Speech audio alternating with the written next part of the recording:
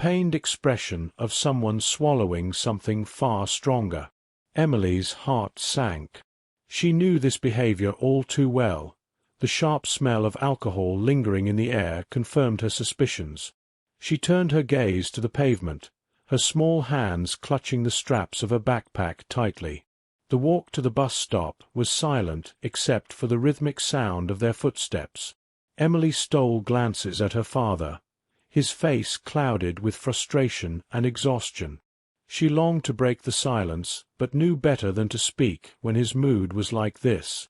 When the bus finally arrived, James ushered Emily onto it with an impatient gesture.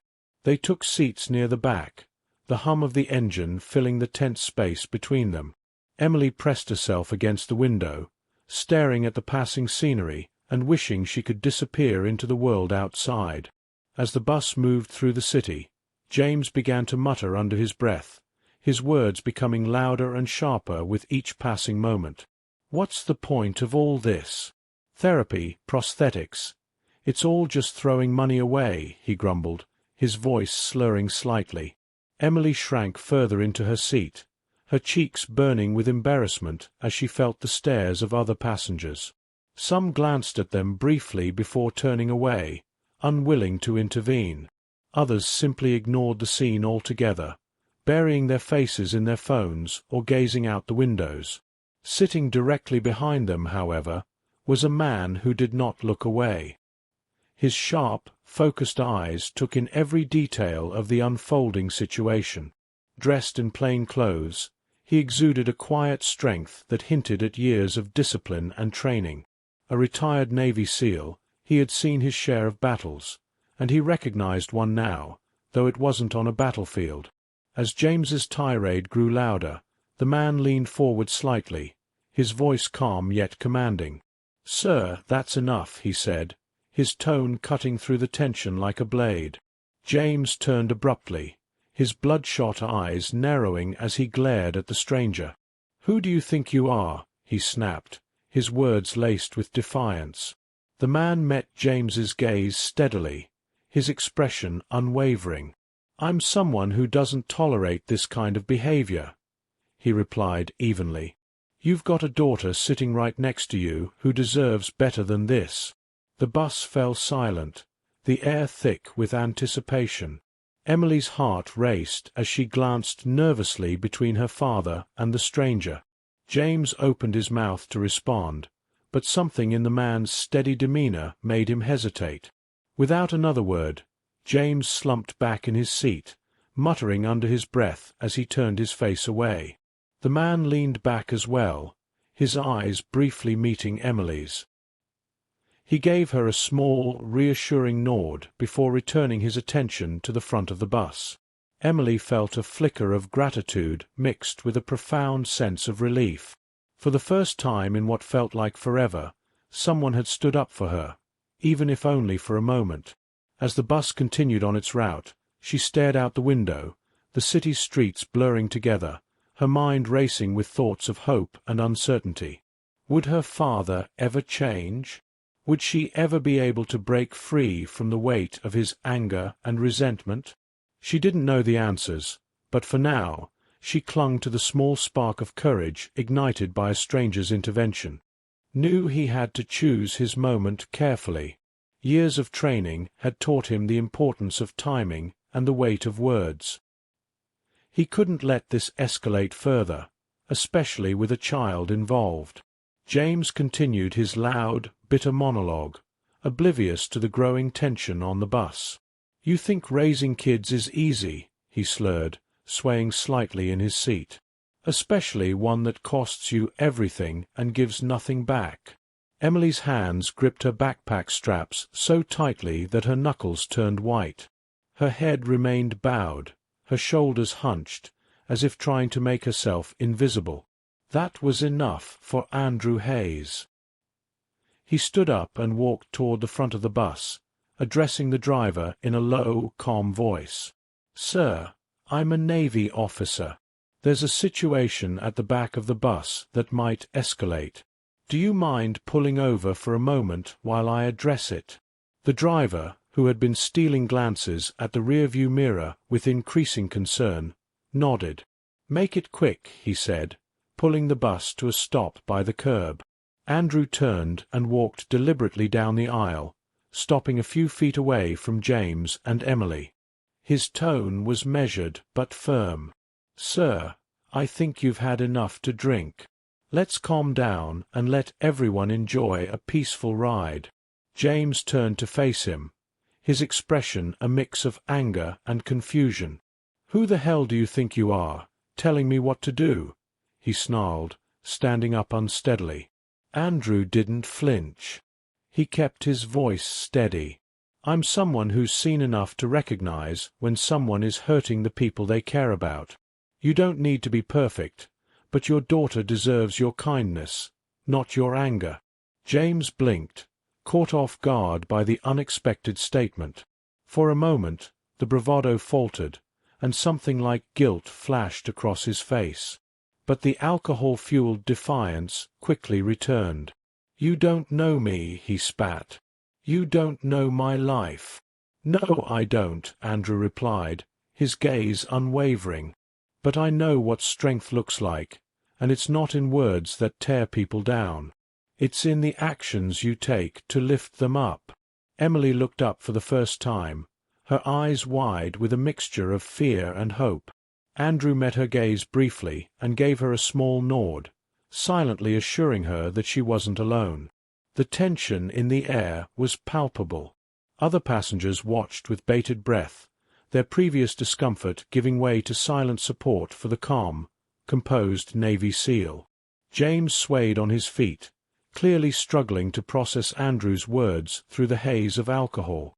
Finally, he slumped back into his seat, muttering under his breath, "Whatever. Just sit down and leave us alone." Andrew remained standing for a moment, his presence a quiet assertion of authority. Then he turned to Emily, his voice soft. "If you ever need someone to talk to, don't hesitate to reach out. There are people who care and want to help." Emily gave him a small, hesitant nod. Andrew returned to his seat, his eyes occasionally flicking to the back of the bus to ensure things remained calm. As the bus resumed its journey, the atmosphere gradually relaxed. Emily sat quietly, her thoughts racing. For the first time in a long while, she felt a glimmer of something she thought she'd lost: hope, filled with authority. The entire bus seemed to hold its breath, the tension crackling in the confined space. Andrew's eyes locked with James's, his expression calm but unyielding. James froze, his anger momentarily overridden by surprise. He tried to pull his arm free, but Andrew's grip was unrelenting. "Let go of me," James snarled, but there was no force behind his words. Andrew didn't waver. "Sir, I suggest you sit down and take a moment to cool off. This behavior isn't acceptable, especially toward your daughter." James glared at Andrew, his chest heaving with the effort to keep up his bluster, but the presence of the Navy SEAL, calm, composed, and immovable, seemed to drain the fight out of him. Slowly, James lowered his hand, though his face remained twisted in anger and shame. Andrew released his grip, stepping back but staying close enough to intervene again if necessary. "Emily," he said gently, turning to her, "are you okay?" Emily opened her eyes, her heart still pounding in her chest. She nodded quickly, unable to find her voice, but feeling a surge of gratitude for the stranger who had stepped in when no one else would.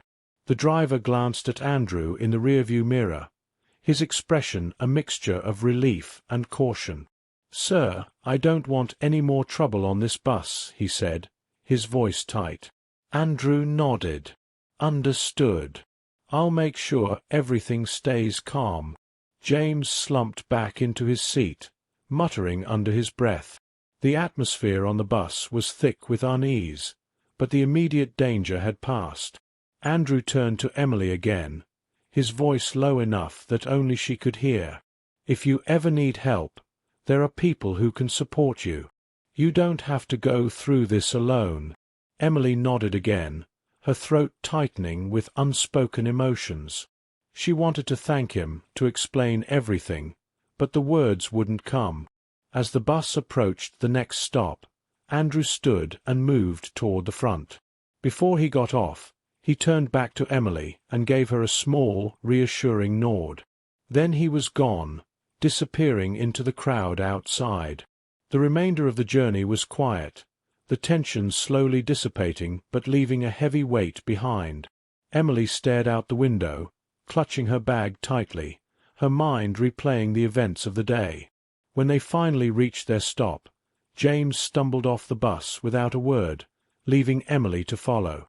She felt exhausted, physically and emotionally, but as she stepped onto the sidewalk, she glanced up at the sky. For the first time in what felt like forever, she felt a flicker of something unfamiliar yet comforting. Hope.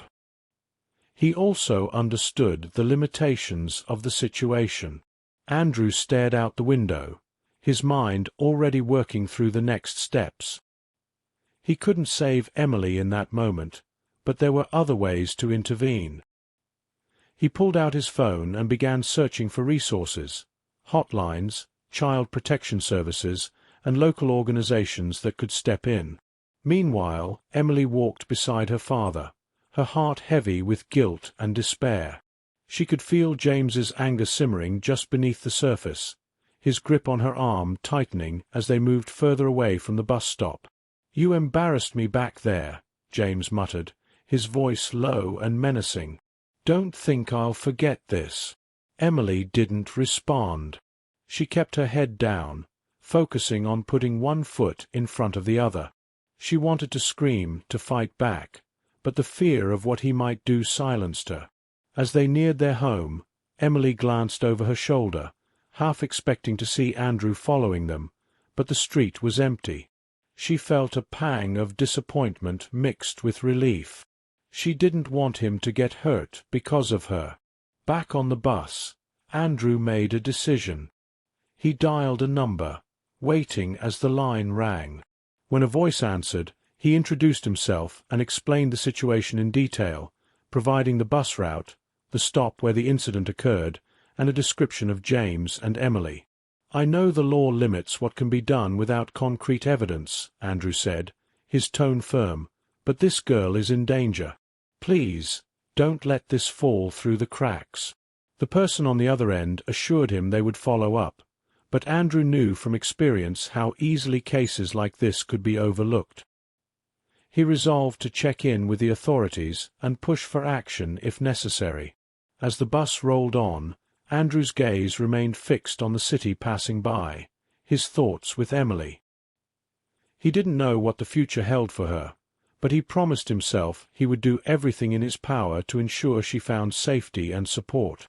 For Emily, the road ahead seemed dark, but in her heart she clung to a small spark of hope, the memory of a stranger who had cared enough to stand up for her when no one else would.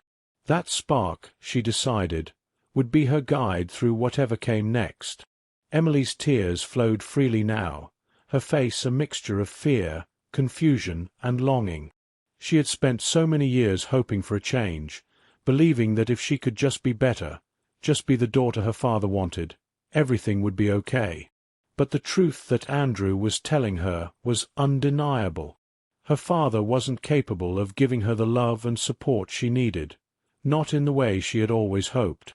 "I don't want to be alone," Emily whispered, her voice cracking. "I don't know what to do without him. I can't." Her words trailed off as the weight of her emotions pressed down on her chest. Andrew's heart ached as he saw her vulnerability, but he knew the hardest part for Emily was yet to come, accepting that what she had known as family wasn't the support system she deserved. It would take time, but this was a start. "Emily, I know you feel like you can't live without him," Andrew said, his voice soft and reassuring. "But you deserve so much more. You deserve to be safe. You deserve to feel loved for who you are, not because you have to be perfect or because you're afraid of what might happen if you're not. There are people out there who can give you the support you need." One of the officers stepped forward, her expression gentle as she knelt beside Emily. "You're not alone, sweetheart," she said. "We're here to help you, and there are people who will take care of you. We'll make sure you're safe, okay?" Emily looked at the officer, her eyes filled with uncertainty. But something in their tone, something in the way they were speaking to her, felt different. It felt like they truly wanted to help. It wasn't just empty words, it was a promise. As the officers carefully led Emily away from the room, Andrew stayed close behind. He could feel her hesitation, her reluctance to let go of the only semblance of family she had ever known. But deep down, he knew that with time, Emily would learn to trust again, to trust people who would put her safety and well-being first. The officers took Emily into a separate room, away from the chaos, to speak with her more privately. Andrew remained just outside, his heart heavy with the thought of what she was going through. He had hoped for a better outcome, but he also knew that this was just the beginning of Emily's healing journey. A couple of hours later, the officer who had been speaking to Emily approached Andrew. "She's going to be okay for now. We've contacted child services, and they'll be coming to speak with her. We're also filing a report on her father's behavior." Andrew nodded, his mind still racing. What happens next? "Well," the officer continued, "it's up to Emily now. She'll need time, and she'll need support. We'll make sure she gets the help she needs, but she has to be the one to make that choice. We'll be there for her." Andrew's gaze turned toward the door where Emily was, knowing that the road ahead wouldn't be easy for her. But he also knew that, for the first time, she might be walking toward a future where she wasn't defined by fear or anger. There was a long way to go, but with support from people like the officers, and hopefully others like him, Emily would find her path. Andrew stood there for a moment, contemplating the next steps for both of them. He couldn't undo the years of trauma, but maybe, just maybe, he could be part of a turning point in her life. He wasn't about to give up on her. Not when there was still hope. As Andrew spoke, Emily listened intently, her face a mixture of disbelief and cautious hope. For so long she had struggled in silence, thinking there was no way out. Now, someone was offering her a lifeline, and though she was hesitant to fully trust it, a small part of her wanted to believe in this new possibility.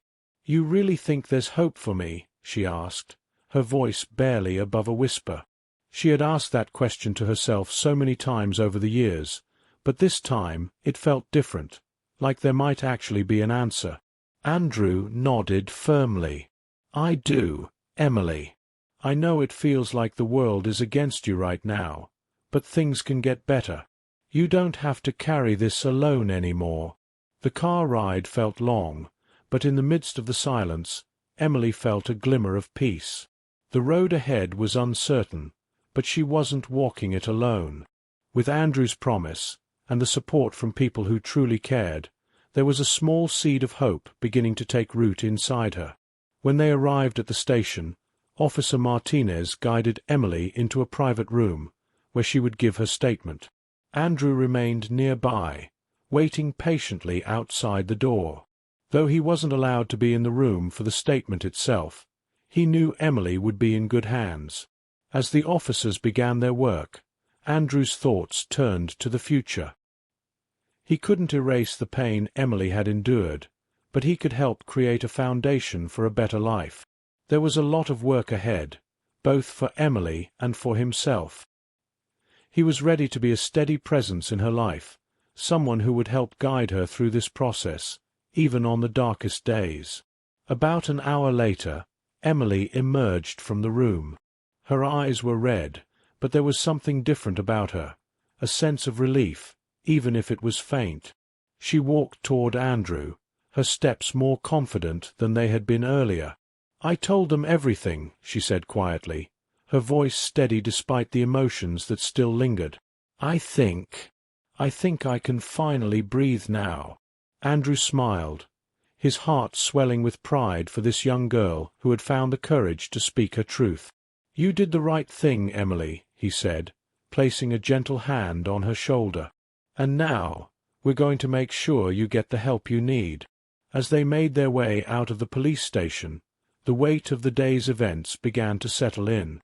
The next few weeks and months would be challenging, but Emily had taken the first step toward healing. She wasn't alone anymore. There was a long journey ahead, but it wasn't one she would face in isolation. With Andrew by her side, and a community of support just beginning to form, Emily felt something she hadn't felt in years: the possibility of a better life. She wasn't defined by her past, and with each new connection, each small victory, she was learning that the future could be hers to shape.